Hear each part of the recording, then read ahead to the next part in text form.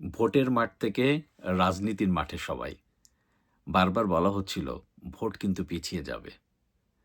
এটি ভোট পিছিয়ে যাবে, হ্যাঁ, যেটি বলা হচ্ছে সরকারের তরফ থেকে যে সরকার গণভোট করবে, সংসদ ভোট পিছিয়ে দেবে। আলামত আজ সারাদিনে দেখেছেন। এনসিপি স্পষ্টভাবে জানিয়ে দিয়েছে কোনো দ্বৈত নাগরিককে তারা ভোটে অংশগ্রহণ করতে দিবে না। যেকোনো মূল্যে সে ভোট প্রতিহত করবে, দরকার হলে রাজপথে তা আদায় করবে। এনসিপি এটাও বলেছে, প্রয়োজন হলে সময় কিছুটা পিছিয়ে একটি গ্রহণযোগ্য নির্বাচন করেন। কিন্তু তারপরও কোনো দ্বৈত নাগরিককে এটি ভোটে দিবেন না। অর্থাৎ নাম বলেননি, কিন্তু সুস্পষ্ট টার্গেট তারেক রহমান। লক্ষ্য করতে হবে এনসিপির আসিফ মোহাম্মদ সজীব ভুঁইয়াকে এই সংবাদ সম্মেলন যখন করছে, তখন ভরা সংবাদ সম্মেলন, তখন নিশ্চয়ই কোথাও না কোথাও আশীর্বাদ রয়েছে। অবশ্যই ডক্টর মোহাম্মদ ইউনূসের। তিনি গণভোটটি করতে চাচ্ছেন, গণভোটটি করে তার জায়গাটি রাখতে চাচ্ছেন এবং তারেক রহমান ইস্যুতে আলোচনা যে জমে উঠেছে, এখানে দেখবেন যে কদিন আগে বিএনপির স্থায়ী কমিটির সদস্য নজরুল ইসলাম খান তিনি বলেছেন যে দ্বৈত নাগরিকত্ব নিয়ে আ ইলেকশন কমিশনের খুব বেশি আর রিজিড পয়েন্টে থাকার প্রয়োজন নেই। একটা সাধারণ এমপি ক্যান্ডিডেটের জন্য নিশ্চয়ই নজরুল ইসলাম খান এটি বলবেন না। এটি খুব স্বাভাবিক। সো তিনি যে তাদের দলের প্রধানকে নিয়েই তারা দৌড়ঝাঁপ করছেন, এটি বোঝা যায়। আর আজ তো নির্বাচন কমিশন ভীষণ সরগরম। মানে একের পর এক আজকেই আছে লাস্ট দিনের শুনানি চলছে। সো এখানে জামাতের, বিএনপির নেতারা ছুটছেন, সবাই ছুটছেন, বাইরে ছাত্রদল পাহারা দিচ্ছে। কেমন একটি বিষয়, তাই না? যে বলা হচ্ছিল না যে ভোটের আগে কিছু সাসপেন্স, কিছু ড্রামা, কিছু মেলোড্রামা তৈরি হবে, তাই হচ্ছে। বলাই হচ্ছিল যে দেখুন তারেক রহমানের যেই ব্রিটিশ নাগরিকত্ব নিয়ে আ এটি নিয়ে কিন্তু সয়লাব ছিল এবং এটা বোঝাই যাচ্ছে যে তাকে বাংলাদেশের পররাষ্ট্র উপদেষ্টা বলেছিলেন যে তাকে ট্রাভেল পারমিট এর যে বিষয়টি সেটি রয়েছে এবং সেটি কিন্তু অলরেডি বিভিন্ন অ্যাক্টিভিস্টরা দেশে-বিদেশ থেকে বলা হচ্ছে যে তার পুরনো পাসপোর্টের বিষয়টি তিনি খোলাসা করুক। তিনি যে ব্রিটিশ নাগরিক নন সেটির সপক্ষে প্রমাণ দিক।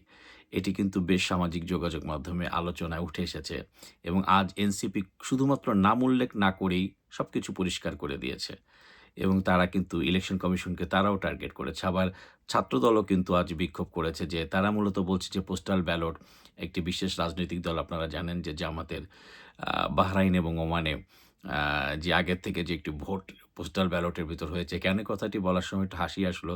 কেননা আওয়ামী লীগ তো রাতের ভোট করেছিল তো আগের রাতে। আর এই রাতে ১ মাস আগে থেকে পোস্টাল ব্যালট শেষ। তো এত দীর্ঘ একটি যারা প্রবাসী ভোটার, এই ভোটারই তো অনেক জয়ের তারতম্য করে দিতে পারে। ফলে ফলাফল কোন দিকে যাচ্ছে সেটি নিশ্চয়ই বোঝা অনুমেয় নয়।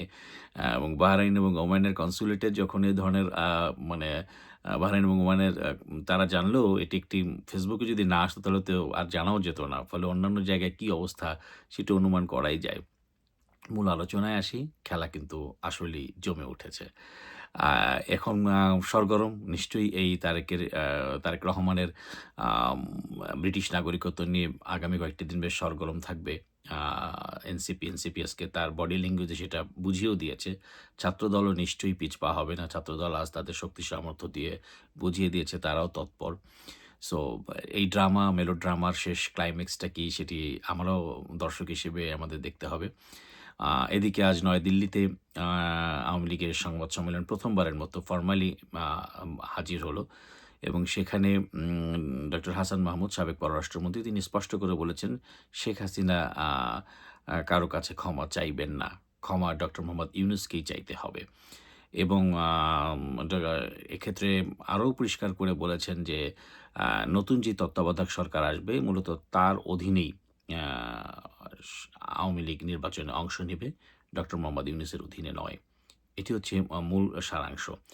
তো আ ঘটনার আসলে স্পটলাইট সকালবেলাতে আওয়ামী লীগের সংবাদ সম্মেলন থাকলেও আ দুপুরের পর থেকে পুরো ঘটনার স্পটলাইট চলে যায় দ্বৈত নাগরিকত্ব নিয়ে এনসিপির কড়া অবস্থান এবং রাজপথের অবস্থান এবং কিছুতেই নির্বাচন না হওয়ার যেই বিষয়টি এই দ্বৈত নাগরিকত্ব যারা রয়েছে তাদেরকে ভোটে অংশগ্রহণের সুযোগ দিলে এবং তারা এনসিপি এটাও বলেছে যে আ প্রয়োজনে সময় পিছিয়ে দেওয়া হোক।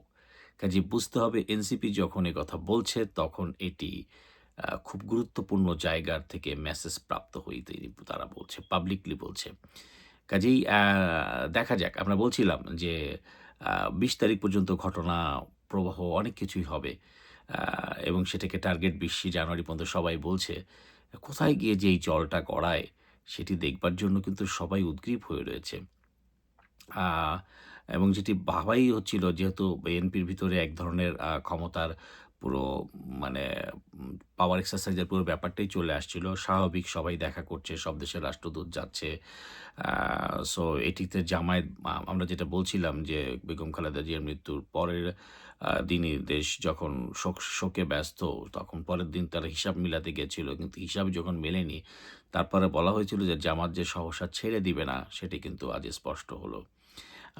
কারণ এইরা এনসিপিতে যারা আছে তারা তো পিওর জামাতেরই প্রোডাক্ট।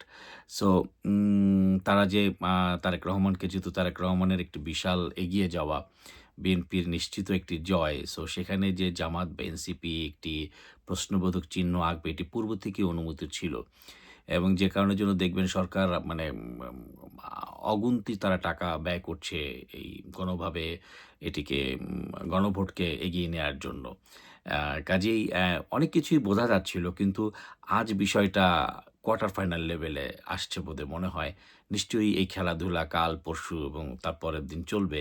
যেটি বলা হচ্ছিল ২০ তারিখের মধ্যে এই ঘটনার একদম সুস্পষ্ট মেরুকরণ হবে। আ তো দেখা যাক সেই দর্শক হিসেবে আপনি, আমি সবাই রয়েছি। আ আপনি কি মনে করেন এইসব আলামত কি নির্বাচন সঠিক সময় হবার? না নির্বাচন পিছিয়ে যাবার?